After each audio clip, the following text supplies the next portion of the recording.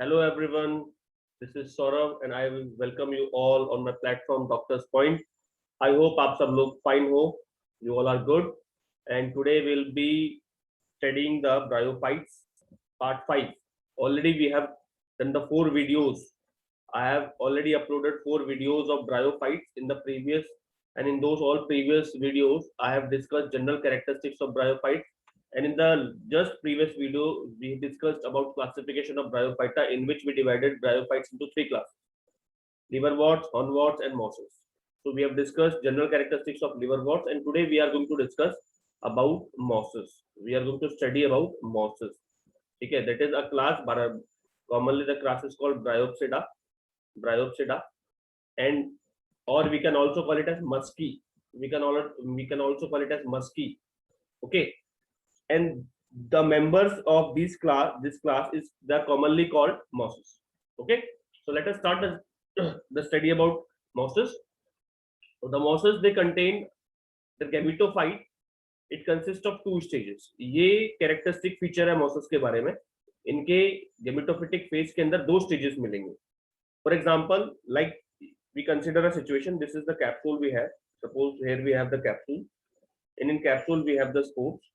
These spores are liberated. These haploid spores, they are liberated and they form suitable substratum. So they don't germinate. On germination, this spore germinate to form new plant. Upon germination, it forms usually new plant. But this is a characteristic. This is a feature of liverworts. Means ये जो spore है ये directly new plant बनाएगा. ये liverworts में बनाता है. लेकिन मॉसस के केस में क्या होता है? मॉसस के केस में ऐसा नहीं होता. ठीक है, मॉसस के केस में क्या होता है कि स्पोर जो है वो जर्मिनेट करता है, और जर्मिनेट करके पहले एक जुवेनाइल स्टेज बनाता है जिसको हम बोलते हैं प्रोटोनिमा. प्रोटोनिमा मैं भी आपको पिक्चर दिखाता हूँ नेक्स्ट स्लाइड में. ठीक है, that is a juvenile stage. मतलब ये स्पोर है, ये जर्मिनेट करेगा. और जर्मिनेट जरा कैसे करता है एक बार देखेंगे जरा. ये स्पोर है, जर्मिनेट करके चारों डायरेक्शन में हॉरिजॉन्टली फैलता है, और ये ब्रांच भी हो जाता है. इसकी ब्रांचेस भी डेवलप हो जाती है. इस तरीके से ब्रांचेस भी हो जाते हैं. ये चारों डायरेक्शन में फैलेगा, एंड ये ब्रांच भी हो जाता है. इट इज ऑल्सो ब्रांच, है ना. ये ब्रांच भी हो जाएगा. It spread in all direction.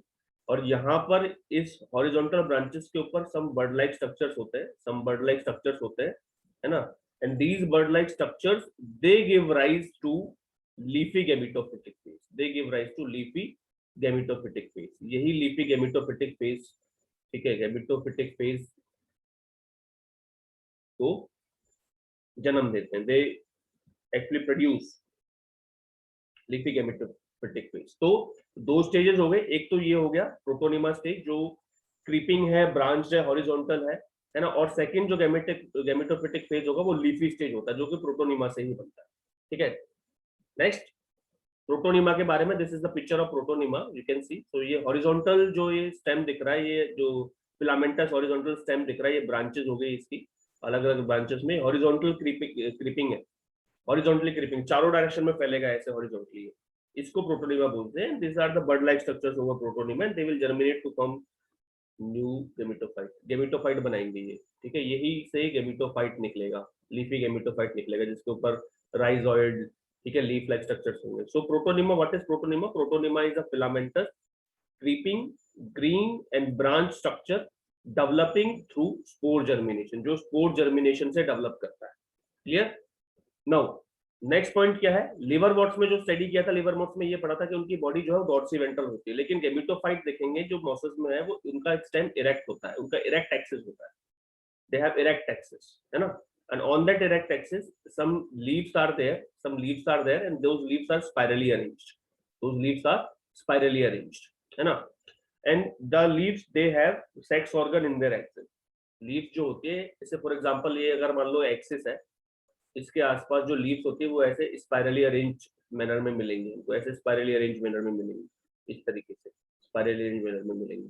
और अगर सपोज करो ये एक्सिल है और यहाँ से ऐसे लीफ निकल रही है, तो इसके एक्सिल में यहाँ पर कहीं हमें सेक्स ऑर्गन्स भी देखने को मिलते हैं in the axil of leaves.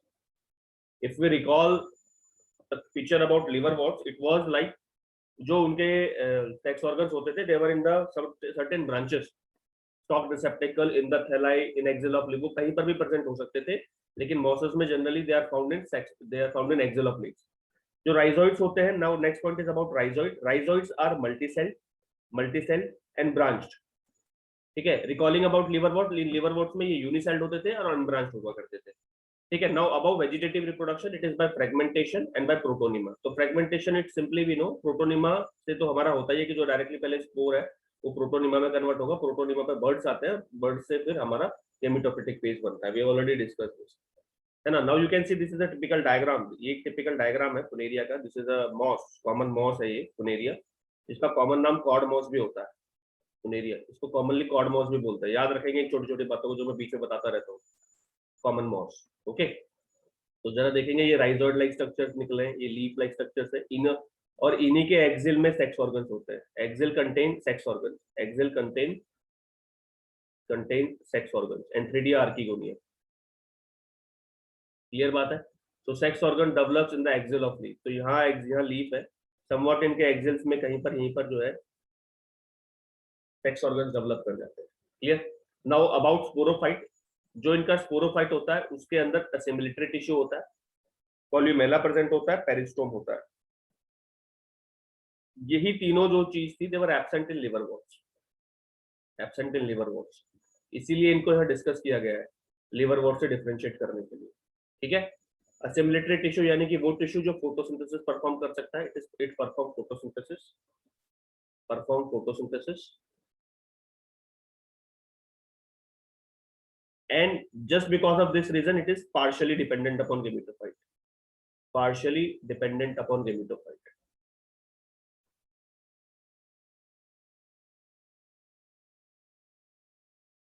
ये गेमेटोफाइट के ऊपर पार्शियली डिपेंडेंट होता है because it has assimilatory tissue, so it depends only for water encouragement and minerals. बाकी just after acquiring the water and encouragement it makes it own to sporophyte. short lived होता है, ये याद रखेंगे। Sporophyte जो phase है वो short lived phase होता है, शॉर्ट, क्योंकि जो मेन प्लांट बॉडी है वो गेमेटोफाइट है। In case of bryophyta short lived. तो columella is there, peristome is there. So peristome, what are peristome, इनके बारे में मैं डिस्कस तो कर चुका हूं, लेकिन I want to repeat it again. These are teeth like structures, ये टीथ लाइक स्ट्रक्चर्स होते हैं। ठीक है, और टीथ के इनके अंदर दो सेट्स होते हैं, टू सेट्स, एक एपिस्टोम और दूसरा सेट होता है जिसको हम बोलते हैं एंडोस्टोम। ठीक है, एंडोस्टोम। तो ये अगर मान लो कि एक सेट है, यहाँ से टीथ लाइक स्ट्रक्चर्स निकले हुए हैं, ये एक सेट है। ठीक है, ऐसे 16 टीथ निकले, और इसके बाहर ही आउटर साइड में एक और सेट होगा। तो जब स्पोर सेट में स्पोर मैच्योर हो जाते हैं तो दीज टीथ लाइक, ये पूरा कवरिंग, ये ऐसे कवर्ड होता है। Initially they are covered like this, teeth like structure से कवर्ड होता है। ठीक है, लेकिन जब हमारे स्पोर्स मैच्योर हो जाएंगे, they are ready for liberation, what will happen, they will open up. ये जो पेरिस्टोमिक टीथ्स है, अगर सपोज करो एंडोस्टोम वाले ये सेट है हमारा टीथ का, दे will open up like this, और यहाँ से फिर हमारे स्पोर्स लिबरेट हो जाते हैं। So they have an elaborate mechanism of force dispersal. Okay, last time liverworts में हमने देखा था कि उनके पास पेरिस्टोम नहीं थे, तो उनके पास they used to have elaters hair like structures हुआ करते थे, इलेटर्स, जो कि स्पोर्स डिस्पर्सल में हेल्प करते हैं। ठीक है, तो elaborate mechanism for spore dispersal because of peristome. Clear, I hope sporophyte के जो कैरेक्टरिस्टिक्स है वो क्लियर हो गई होंगी। ठीक है, now let us now examples of certain mosses with their common name. These common names, they are very important and they should be discussed. Reason being, कभी कभी इनका नाम देकर के डायरेक्टली पूछा जाता है कि which of the following is known as dash। ठीक है, अभी प्रीवियस ईयर में क्वेश्चन देख रहा था, वहां पर एक क्वेश्चन था which of the following bryophyta is known as bog moss। ठीक है, तो Funaria it is a moss and commonly it is called cord moss। Pogonatum it is a moss and common name is maiden hair moss। Sphagnum जो economic importance में पढ़ाता है, जो कि water retention का काम करता है, पीट फॉर्मेशन का काम करता है, इसलिए इसको पीट मॉस, बॉग मॉस, एंड इसका एक और नाम देंगे हम, दैट इज कॉटन मॉस। इसको कॉटन मॉस भी कहते हैं because it has got capacity to retain water just like cotton, और इसको कॉटन की तरह यूज भी किया गया था। ठीक है, it was used as cotton also, as an alternative to cotton. Next is Polytrichum, जिसको हेयर कैप मॉस बोलते हैं। तो ये कॉमन नेम याद रखने हैं हमको, है ना, बिकॉज एग्जाम में डायरेक्टली ये क्वेश्चन आ जाते हैं बेटा। क्लियर, तो all of you please try to remember, भूलना नहीं है इनको। ठीक है, सो नाउ जो कॉमन कैरेक्टरिस्टिक्स है मोसस की वो हम जनरली कर चुके हैं, ठीक है। तो अब देखेंगे एक बार थोड़ा सा स्केल पे ले लेते हैं कि लिवर वॉट्स और मोसस में क्या क्या डिफरेंशिएट था। देखो सबसे पहली बात, स्टेम जो था इनका वो इरेक्ट हो गया, यानी कि जो बॉडी का एक्सिस है इनका वो इरेक्ट हो गया। जो सेक्स ऑर्गन है वो एक्सिल ऑफ लीफ में आ गए, sex organs axle of leaf में आ गए। वहां थैलाई आर्किगोनियोफोर एंथ्रिडियोफोर तो होते थे, ठीक है, एक्सिल ऑफ लीव्स। उसके बाद स्पोरोफाइट में डिफरेंस आया, ठीक है, स्पोरोफाइट में डिफरेंस आया। यहाँ कॉल्यूमेला, असिमिलेटरी टिश्यू और पेरिस्टोम देखने को मिला, वहां पर नहीं देखने को मिलता था, ठीक है।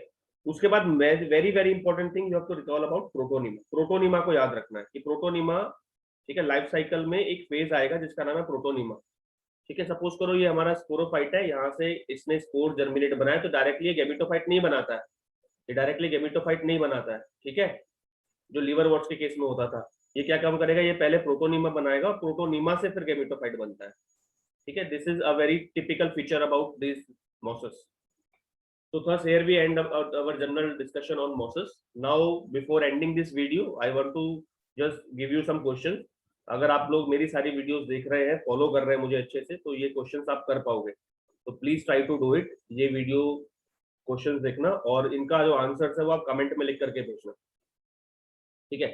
Which among the following is also known as bog moss? Question 1, which among the following is also known as bog moss? किस ब्रायोफाइटा को हम bog moss कहते हैं? Option we can see Rixia, Sphagnum, Markensia, Funaria. Question 2, in some of the liverworts, spores dispersal is aided by. Spore dispersal is aided by. Spore dispersal में कौन से structure help करते हैं? Option elaters, peristome teeth, indusium, claptra.